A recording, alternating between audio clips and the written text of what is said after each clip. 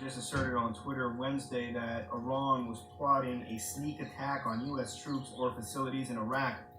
He tweeted this, quote, "Upon information and belief, Iran or its proxies are planning a sneak attack on U.S. troops and or assets in Iraq. If this happens, Iran will pay a very, very heavy price indeed." Now, the tweet followed the revelation that the U.S. had deployed Patriot air defense systems to an Iraqi military base as a precaution against Iran-backed militia attacks. Now, this is citing U.S. and Iraqi military sources. Now, we've known for some time, we've been going back and forth with Iran. I mean, President Trump almost went to full-blown war with Iran.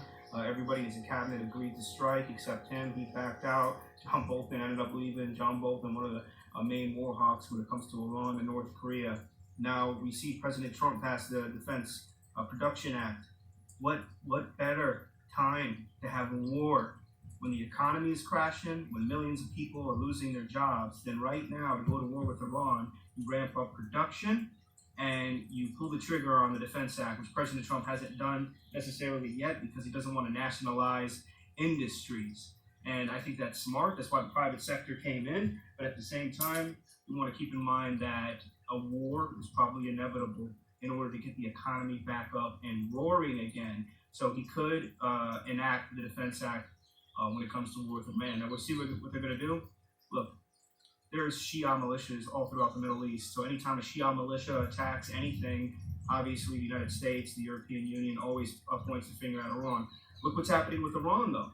We know for a fact that their economy is crashing. The coronavirus pandemic is huge in that country. People are not supporting the Ayatollah or the governments. There have been protests and uprising. Iran has a lot to lose as well. They can unite the country by going to war with the United States if they think that President Trump isn't going to have a full-blown invasion. Look what's happening in Venezuela now, where President Trump and Secretary Mike Pompeo has basically suggested that we won't remove you forcefully if you agree to a transitional government. We'll ease on the sanctions on Venezuela. So they want a new vote or a transitional government, whatever the extent is. They think Maduro is there through fraud. They've been trying to remove him. Venezuela and Iran are very aligned with each other, and there are massive amounts of Hezbollah and Iranian sleeper cells in South America.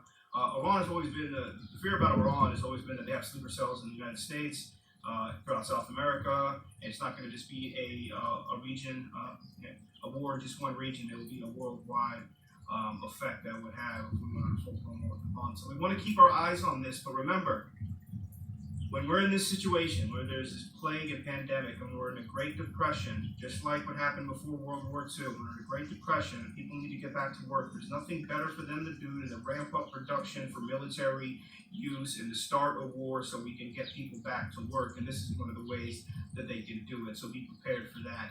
Now, I don't know if you saw my previous video.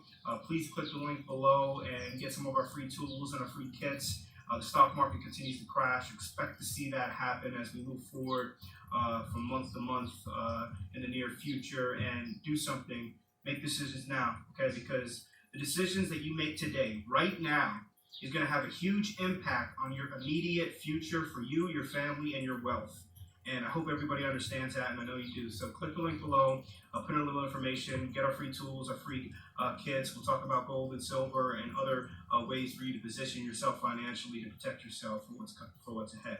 All right, I love you guys. My name is Chad Booksam. This is AMTV, Alternative Media Television.